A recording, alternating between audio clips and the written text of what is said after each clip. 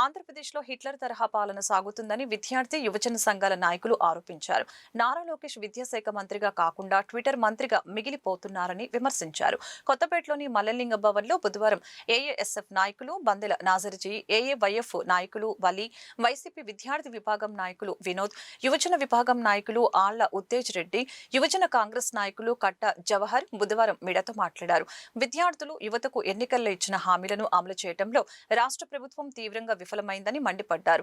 Sankranti పండుగలోగా job calendar, pending లో ఉన్న fee reimbursement విడుదల చేయాలని డిమాండ్ చేశారు. లేని పక్షంలో రాష్ట్ర వ్యాప్తంగా ఉద్యమాలు ఉధృతం చేస్తామని హెచ్చరించారు. రాష్ట్రంలో కూటమి ప్రభుత్వం అధికారంలోకి రాకముందు రాష్ట్ర ముఖ్యమంత్రి గారి ముద్దుల తనయుడు ఈ రాష్ట్ర విద్యాశాఖ మంత్రి నారా లోకేష్ గారు యువగలం పాదయాత్రలో విద్యార్థులకి అనేక హామీలు ఇచ్చి అధికారంలోకి వచ్చారు.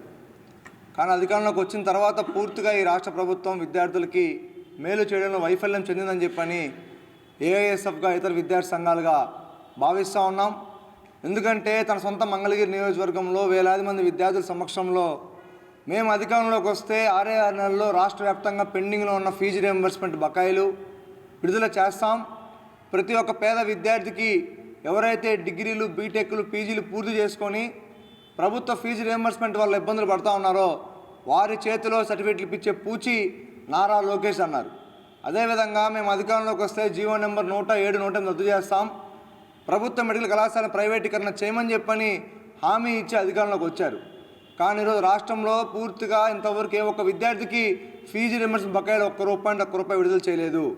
దాదాపు ఈ రాష్ట్రంలో 12,63,000 మంది విద్యార్థులు పైగా చదివిన చదువుకి చేతిలో సర్టిఫికేట్ లేక డిగ్రీలు, బీటెక్లు పూర్తి చేసుకొని రోడ్ల మీద నిరుద్యోగులుగా తిరుగుతూ ఉన్నారు.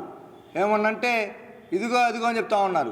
పూర్తిగా ఈ రాష్ట్రంలో విద్యాశాఖ మంత్రి ట్విట్టర్ మంత్రిగా మిగిలిపోయాడని చెప్పని ఏఐఎస్ఎఫ్గా స్పష్టంగా తెలియజేస్తూ ఉన్నాం. రాష్ట్రంలో ఏ విద్యార్థి సమస్య వచ్చినా చెప్పండి అని చెప్పని అన్నారు. కానీ ఈ రాష్ట్రంలో లక్షల మంది విద్యార్థులు ఫీజు రియంబర్స్మెంట్ విడుదల కాక ఆత్మహత్యలు పాల్పడుతూ ఉన్నారు. తల్లిదండ్రులు అప్పులు పాలైపోతూ ఉన్నారు. ఇంట్లో ఉన్న బంగారం తాకట్టు పెట్టుకొని ఫీజులు కట్టిన పరిస్థితి ఈ రాష్ట్రం నెలకొంటా ఉంది. కాబట్టి ఏఐఎస్ఎఫ్గా స్పష్టంగా తెలియజేస్తూ ఉన్నాం, ఈ సంక్రాంతి లోపల ఫీజు రియంబర్స్మెంట్ బకాయి విడుదల చేయకపోతే మాత్రం రాష్ట్రంలో పెద్ద ఎత్తున ఉద్యమాలు చేపడతాం. ఏదైతే కూటమి ప్రభుత్వం అధికారంలో రానప్పుడు ముఖ్యంగా ముఖ్యమంత్రి తనయుడు నారా లోకేష్ గారు ఇచ్చిన ప్రధాన హామీల్ని అడుగుతూ ఆందోళన కార్యక్రమాలు విద్యార్థి యువజన సంఘాలు చేస్తూ ఉంటే తట్టుకోలేని రాష్ట్ర ప్రభుత్వం విద్యార్థి యువజన సంఘాల నాయకుల మీద అక్రమ కేసులు పెట్టడము, తర్వాత జైళ్ళకు పంపడము చేస్తూ ఉన్నది. మేము ఒకటే చెప్తా ఉన్నాం, నారా లోకేష్ గారు రెడ్ బుక్ రాజ్యాంగం అని రెడ్ బుక్ పెట్టుకొని తిరుగుతూ ఉన్నారు.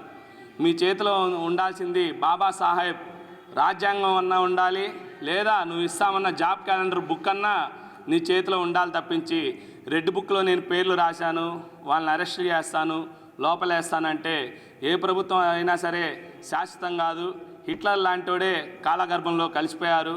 కాబట్టి నారా లోకేష్ గారు మీరు చేయాల్సిన పని, విద్యార్థులకు నేను ఏదైతే ఇచ్చానో ఎంబీబీఎస్ విద్యార్థులకి గతంలో జగన్ ప్రభుత్వం ఆంధ్రప్రదేశ్ని శ్రీలంక చేస్తూ ఉన్నదని వాపోయిన మీరు అదే జగన్ ప్రభుత్వం సంపద సృష్టిస్తే మెడికల్ కాలేజీల ద్వారా దాదాపు 17 మెడికల్ కాలేజీల్లో జగన్మోహన్ రెడ్డి గారు 5 మెడికల్ కాలేజీలు పూర్తి చేశారు. సంపద సృష్టించడం నాకు తెలుసు, అదేంటో మీకు చూపిస్తానని చంద్రబాబు నాయుడు గారు అధికారంలోకి వచ్చారు. మరి అదే జగన్ సృష్టించిన మెడికల్ కాలేజీలని నువ్వు తెగ నమ్ముతా ఉన్నావు. ఇదా నీ సంపద సృష్టి అని అడుగుతా ఉన్నాము. మరోవైపు చూస్తే జాబ్ క్యాలెండర్ ఇస్తాను జనవరి అన్నావు. జనవరి నీ కళ్ళకు కనబడడం లేదా నారా లోకేష్ అని మిమ్మల్ని అడుగుతా ఉన్నాము. గత జనవరి పోయింది, ఈ జనవరి వచ్చింది. కాబట్టి మేము ఒకటే హెచ్చరిస్తూ ఉన్నాము, మీరు కనుక సంక్రాంతిలోపు జాబ్ క్యాలెండర్ కనుక విడుదల చేయకపోతే రాష్ట్ర వ్యాప్తంగా ఆందోళన కార్యక్రమాలు, సంక్రాంతి భోగి రోజు మీ చిత్రపటాలను, అదేవిధంగా మీరు ఇచ్చిన హామీలను 107, 108 జీవోలు రద్దు చేస్తామని చెప్పారు. ఇవన్నీ భోగి మంటలు వేయడం పాటు అవసరమైన చోట దిష్టి బొమ్మలు కూడా కాలుస్తాం నారా లోకేష్ అని ఈ సందర్భంగా హెచ్చరిస్తూ ఉన్నాము. ఈరోజు పరిస్థితులు చూసుకుంటుంటే ఇతర రాష్ట్రాలందరూ కలిసి మన రాష్ట్రం వైపు ఒక కొత్త విడ్డూరంగా చూస్తున్నారు. విడ్డూరంగా అంటే ఏదో మంచి జరుగుతుంది, ఏదో ప్రజలకి చాలా మంచి చేస్తున్నారు, సుపరిపాలన అందిస్తున్నారు, అది ఇది కాదు. ఎందుకు విడ్డూరంగా చూస్తున్నారంటే ఆంధ్ర రాష్ట్రం వైపు ప్రజలు నమ్మి కూటమి ప్రభుత్వానికి అధికారాన్ని చేపడితే వాళ్ళ అధికారంకి వచ్చిన తర్వాత ఒక్కటంటే ఒకటి ఇచ్చిన హామీలో ఒకటి నెరవేర్చలేదు. మా విద్యార్థుల సమస్యల పట్ల పోరాడతాం, ఫైట్ చేస్తున్నాం, గొంతెత్తి మేము వాళ్ళు చెప్పిన వాటికి మేము అడుగుతుంటే రౌడీ షీట్లు ఓపెన్ చేస్తారు, కేసులు పెడతారు. మీరు ఇచ్చిన హామీలు మా విద్యార్థులకి రావాల్సిన బకాయిల గురించి అడిగితే రౌడీ షీట్ ఓపెన్ చేస్తారు. రోడ్ల మీదకి ఒక్కి నిరసన తెలియజేస్తే సబ్జెక్టులు వేస్తారు. మేము విద్యార్థుల పట్ల మాట్లాడకూడదా, ప్రశ్నించకూడదా?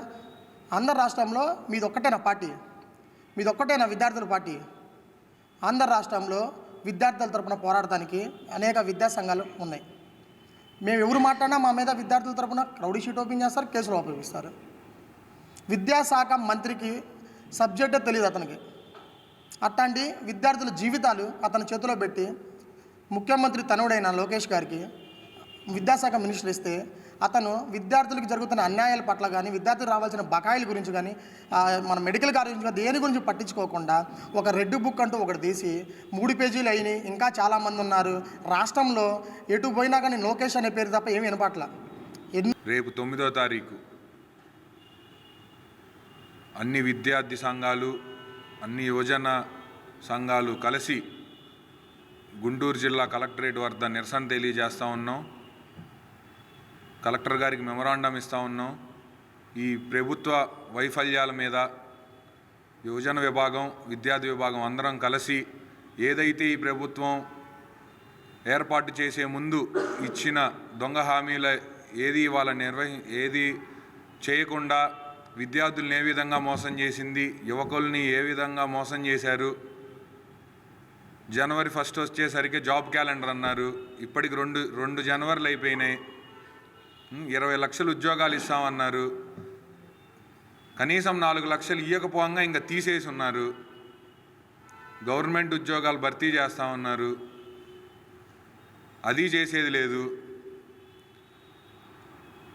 ఇంకోటి పీపీపీఏ పద్ధతి అని చెప్పేసి ఈ పేద విద్యార్థులు ఎక్కడ డాక్టర్లు అయిపోతారో, ఎక్కడ పేద విద్యార్థులకి ఎక్కడ ఇది ఫ్రీగా మంచి జరుగుతుంది, పేద ప్రజలకి వైద్యం ఉచితంగా అందుతుంది, అందకూడదనే దురుద్దేశంతో ఈ ప్రభుత్వం ఎట్లా చేస్తుందో చూస్తూ ఉన్నాం.